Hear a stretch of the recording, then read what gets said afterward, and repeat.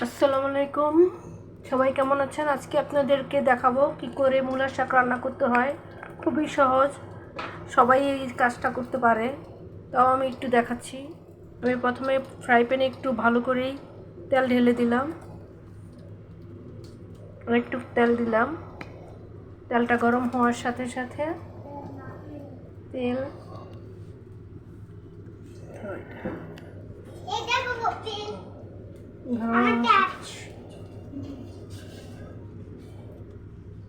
আমি রসুন কুচি দিয়ে দিলাম।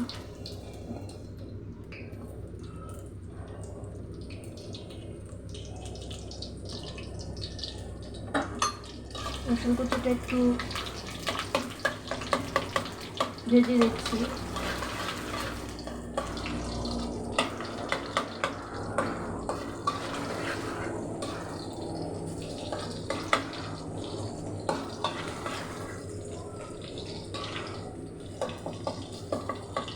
রসুন কুচিটা আমি 30 সেকেন্ডের মতন একটু ভেজে নিলাম।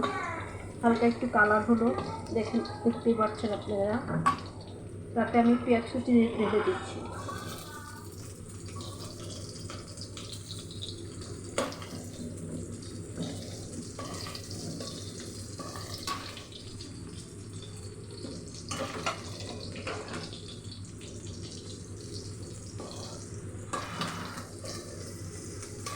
পেঁয়াজ কুচি দিয়ে দিলাম।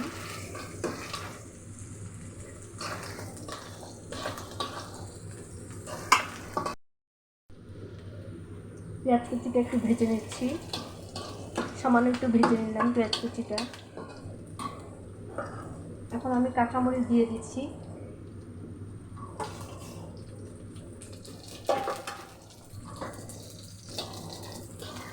কাঁচামরিচটা আমি একটু ভেজে নিচ্ছি কয়েক সেকেন্ডের জন্য।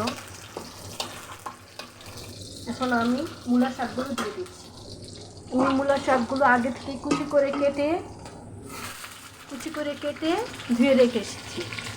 এখন ঢেলে দিচ্ছি।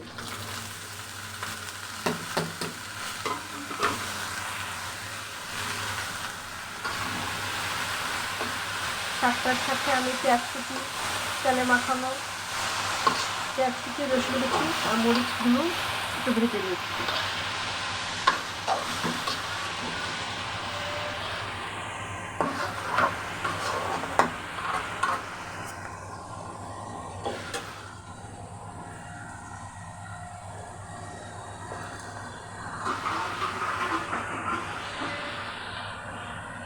দশ মিনিটের জন্য আমি ঢেকে দিলাম।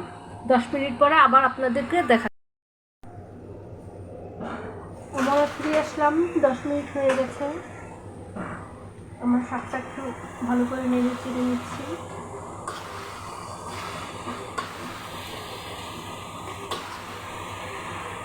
আর একটু পরে আমাদের শাকটা কমপ্লিট হয়ে যাবে। এখন আমরা শাকের মধ্যে লবণ দিয়ে দিচ্ছি।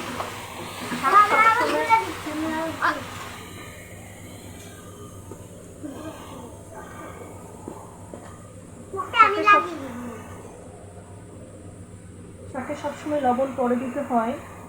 আগে দিলে অনেক সময় লবণ বেশি পড়ে যায়। শাকটা যখন কমে আসে তখন বোঝা যাবে কতটুকু লবণ দিতে হবে।